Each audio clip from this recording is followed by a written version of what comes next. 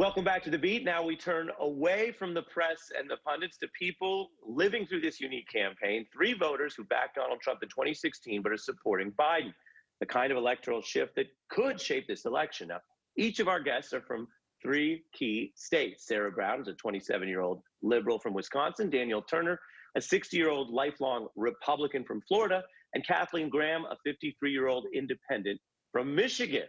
We'll hear more about each of them in their own words. Welcome, everyone. Hi. Hi, thanks for having us. Great to have you. Appreciate you all doing this. And I want to start with some lightning round quick questions and then get into this in more detail. So just quickly, who did you vote for in the 2016 general election? Sarah? I voted for Donald Trump. Daniel? I voted for Donald Trump also. Kathleen? Donald Trump also. And another quick one. In the 2016 primaries, who did you like best? Sarah? I voted for Bernie Sanders. Daniel? I voted for Donald Trump. Kathleen? I was a Bernie Sanders supporter. When you were backing Trump then, what appealed most to you about him, Sarah? His idea on the economy. Daniel? Well, 2 things. His business acumen, and he was not Hillary Clinton. Kathleen? I would say I agree completely with Daniel. He was not Hillary Clinton, and I thought he would be a good businessman for the United States. What do you think changed your mind? The economy and his idea on how to handle the crisis and the pandemic. Charlottesville was the real turning point, but up until that point, his rhetoric was quite disenfranchising. I would say it was the pandemic and then the riots. Each of you pointing to how he governed, really how he has been a president in changing your minds. And starting with Daniel, do you view him at this point as someone who turned out to just be ineffective? Or do you view him as someone who lied and didn't really mean what he said when he first ran? All of the above, ARI. He's day by day digging a deeper hole that is just making him less and less credible, less and less effective, less and less believable. And for you as a Republican, Daniel, is that different than what you were expecting? I've always considered myself a middle-of-the-road Republican, even though I'm a lifelong Republican. More traditional values of small government, strong military, and pro-business. Donald Trump has just been, again, shocking at every level. So in my mind, the fact that they all fell in behind him, or most of them, at least in a sycophantish way, it's just alarming across the board as far as the party goes. And Sarah, same question. As a Sanders supporter who was drawn to Trump on the economy, and Trump claimed he would do certain things to help working people, how do you feel it turned out?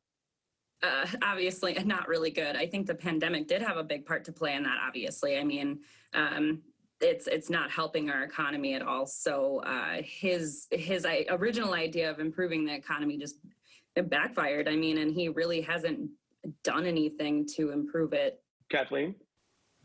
Well, I think he turned out to be a salesman instead of a business leader.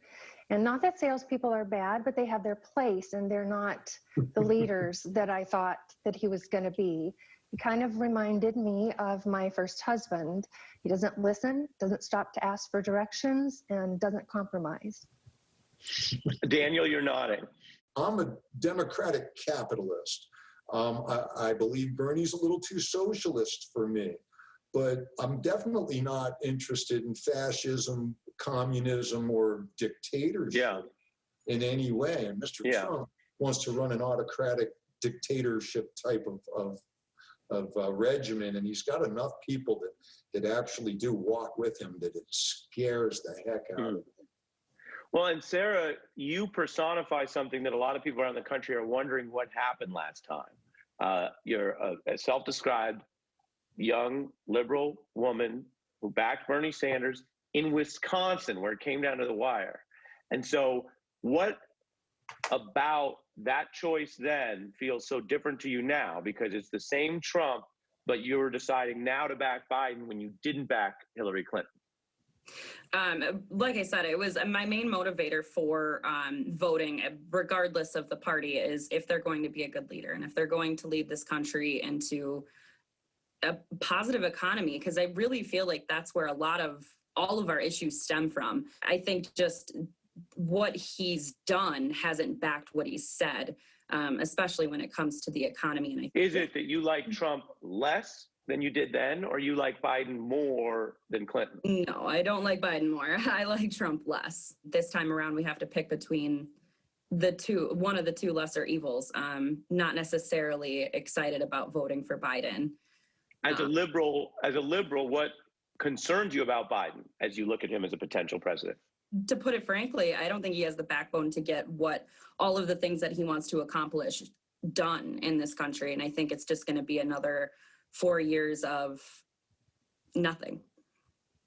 Progression. And that's an optimistic and inspiring message, Sarah. I know, as awful as that is, but it's still Biden is better than Trump. Yes. Your thoughts on all of that, Kathleen?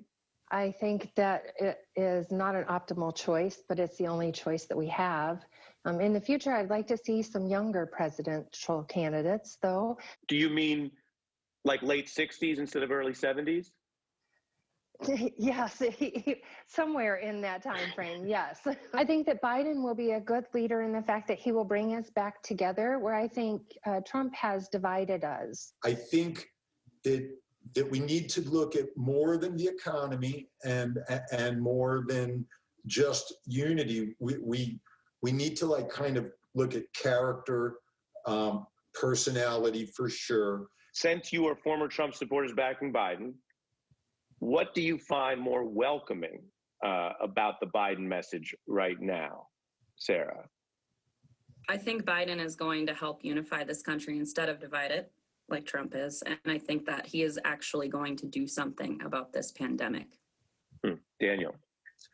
I think that he's going to bring civility and unity back into the mix and bipartisanship back into the mix. And I think he has some plans, unlike Mr. Trump. I think that Biden will bring unity, and I think he will bring empathy back to us also. And the flip side, as former Trump supporters, what, if anything, still concerns you or turns you off about the Biden message? Same order.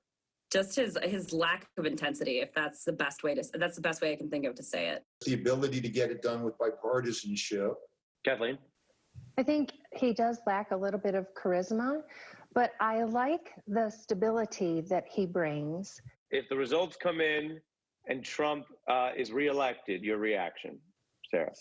Terrified. Daniel? Frightened and considering expatriating. I think that I would be most concerned about our civil rights going backwards. And if the results come in and Biden is the new president, Sarah? Hopeful. Relieved and hopeful. Peaceful. It's really interesting to hear directly from each of you with your different experiences, and at a time where people can feel so divided and also feel that it's hard to engage, let alone change our own minds. I'll just say on behalf of myself, I really appreciate you sharing with us how you came to your judgment last time, how you're doing it this time, and everyone can go out and make up, as you did, make up their own minds, change their own minds if they want. So my thanks to Sarah, Daniel, and Kathleen. Appreciate it. Thank you very much. Thank you.